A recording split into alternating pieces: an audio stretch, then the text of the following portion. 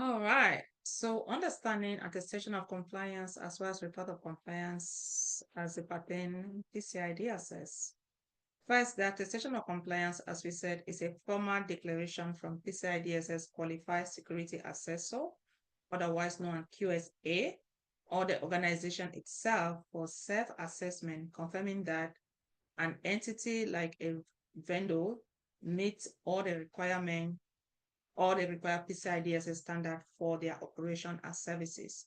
Do you see a formal declaration from PCI DSS qualified assessor, right? But what's the purpose of this report? It serves as an evidence that an entity has successfully completed a PCI DSS assessment and complies with the necessary standards. It is used by its service provider to demonstrate compliance to their customer, payment brands, or acquirers. Okay? And it also provides a summary of PCI DSS compliance. It highlights whether PCI DSS requirements were met, right? PDUC used by service providers to demonstrate compliance to their customer, pay brands, or acquirers. We already know acquirers, what they mean, right?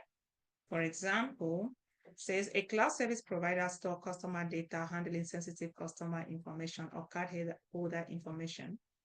After an annual PCI DSS assessment, the provider receives an attestation of compliance report. Right? The attestation of compliance contains first a statement confirming that the provider's compliance with PCI DSS, information about the scope of the services assessed. Remember, scoping is really important. For example, storage of encrypted cardholder data, certification by qualified security assessor, or self-assessment completion, list of PCI DSS requirements that were examined and found to be in place. But was the customer action? The customer received the attestation of compliance and verifies that the provider services are covered, ensuring that their data is secure under the PCI DSS standards. And this is the workflow. Do you see?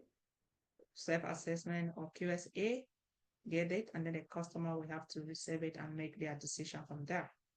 But how is it different from the report of compliance? This is a more detailed report that provides comprehensive findings from the PCI DSS assessment process. It includes a thorough analysis of how an entity complies with PCI DSS requirements and identify any gaps or areas of improvement. But what's the purpose? This is a deeper, more granular document than the attestation of compliance. It provides detailed information about the organization compliance status. It's primarily used by entities that processes, store, or transmit cardholder data and must provide a more in-depth review of their PCI DSS implementation. But what are the key points?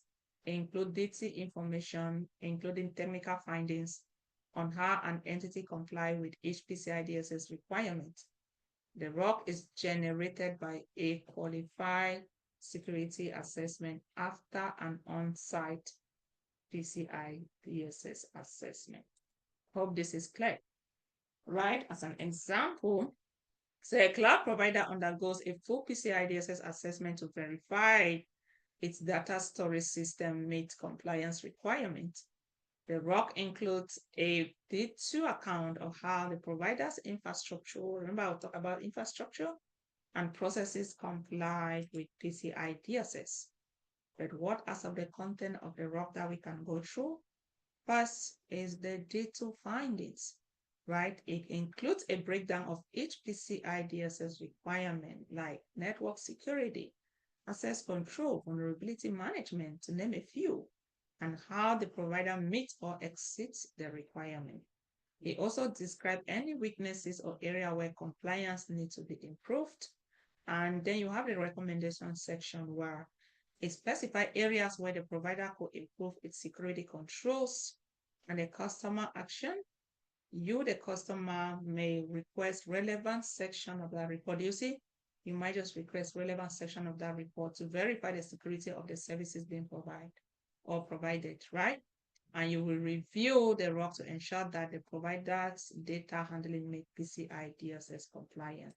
Again, when performing those due diligence, You do not just assume, you have to view and like actually examine and review all the different artifacts.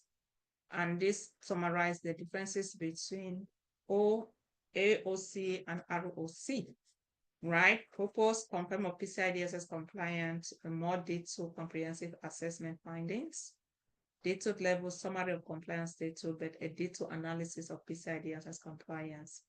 Who issue it, a qualified QSA, you see, or self-assessment, but you see, this has to be a qualified SA.